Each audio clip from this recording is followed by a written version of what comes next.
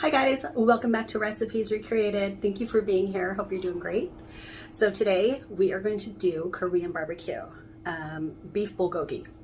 So if you haven't had that, it's kind of like a sweet, savory meat, like steak, super thinly sliced, and you can eat it with, rice or whatever. That's what we eat it with. Super delicious. So you ever go to those like Korean barbecue houses where you can make, you have the little flat grill in front of you and you pick out your meat and your vegetables and you cook it yourself. It's so fun. It's good to do with like family and friends. And actually I want to get one. They have one, this like makeshift one from Amazon. It's like a miniature one that you can have in your home. That would be so much fun to do at like dinner parties or whatever. So anyway, let's just get started because I'm super excited about it and it needs to marinate for 24 hours. So I want to get it going. So you guys, I hope you try it. Let me know if you do. Subscribe, like, share, and let's just go. Okay, so what we have here, I have about 3 cloves of minced garlic, and then like a heaping teaspoon of grated ginger, fresh ginger, and then you grate the pear too. So it's about 1/4 of a cup of a grated pear. So I'm gonna move this over. So we're just gonna mix all the ingredients and then put it in a Ziploc bag. So you're gonna take a little less than 1/4 of a cup of soy sauce, like almost full but not quite. And then we're gonna do 2 teaspoons of rice wine vinegar.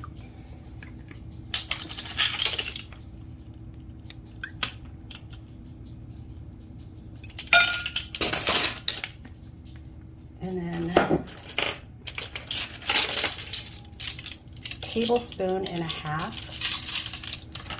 of brown sugar.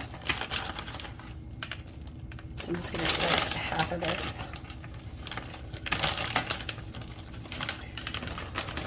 And then we're going to do a tablespoon of sesame oil.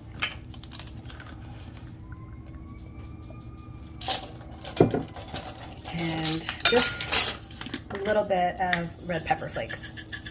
Like obviously if you want it hot, but so I'm doing like maybe 1/8 or 1/4 of a teaspoon. So we're going to mix this all together and then we're going to put the meat in the Ziploc bag and pour this over it. Okay, before I pour this in here, I was just going to show you guys like how thin this is, how thin you want it, like really thin. You see that? Super thin.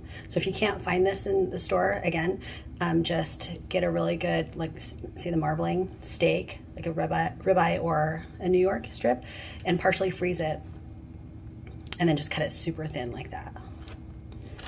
So this is a little over a pound, and that's what this sauce is going to cover. Okay, so this is what it should look like. It's not super liquidy because you don't have a ton of it, which is good because you want it to like fry up in the oil when we cook it up tomorrow. So I'm just going to close this up and marinate it. Keep it marinated in the refrigerator, and turn it too if you can remember. I'm going to put it in this bowl, but if you can remember, maybe turn it once or twice before you cook it. That's it. All right, we'll be back when we cook it. Okay, you guys, so, we've been waiting for this. It's been 24 hours. Oh, it smells so good.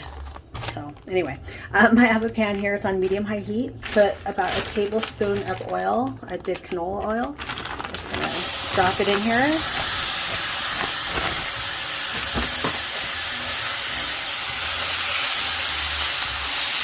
And cook it. Let me get some time.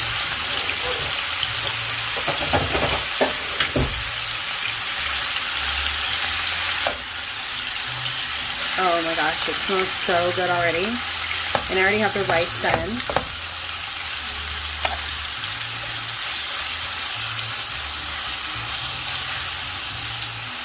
Okay, and I cut up some green onions and we have some sesame seeds. And that's just for garnish. So let me cook this a little bit. It'll go fast too because this is thin, remember? But I kind of like some pieces to be a little crispy. So anyway, I have this on medium-high. So let's cook this up a little bit. I'll be back. Okay. Oh, it smells so good, and I already tasted a piece. It's so delicious. So what I did is I actually drained a lot of the juice because I want this to be a little bit more crisped up, just a little bit. So totally up to you. And then I also took a little bit out because, and this is mine because I want it super spicy. And what I like to do is add this.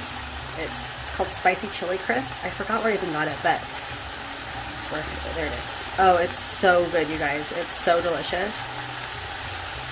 Like, I don't know. I can't even describe the flavor. Like, I love it. So once I get this, the kind of crisp level that I like, I'm going to take it off and then cook mine. And I'll show you guys that. Okay, so this one's crisp up, like how I like. I don't know if you guys can see that, but it's just a little bit more crispy. So I'm going to take this off and then I'll show you mine. I'm going to cook mine. Okay, so I just took that out and I'm just going to take about like a heaping teaspoon. I don't even know, maybe even more. I love it spicy. This stuff is so good. Here, I'm going to show you again in case you want to try it. Spicy chili crisp. I forgot where I got it. Anyway, let me add mine back in here. Oh my gosh, so good. You see the color? It's obviously going to be super spicy. So let me just crisp mine up and then I'll plate it. All right, you guys, there it is. I just plated mine. Oh my gosh, I cannot wait. I'm so excited. It tastes so good. So if you want it spicier and you can't find that spicy chili crisp, I honestly wish I knew where I got it. You can always add more red pepper flakes too when you're cooking it. Or before you cook it, when you add the oil, add in some crushed red pepper flakes and cook that up, toast those up with the oil, and then add your meat. And that'll give you some really good spice and kind of create like a red chili pepper oil. But yeah, I always like to drain a little bit of the liquid like I showed you guys so the meat gets more crisp because that's just how I like it. So it's up to you guys. So anyway, hope you guys try it. It's super delicious. So I'm gonna eat now. All right, you guys. Thanks for watching. See you next time. Bye.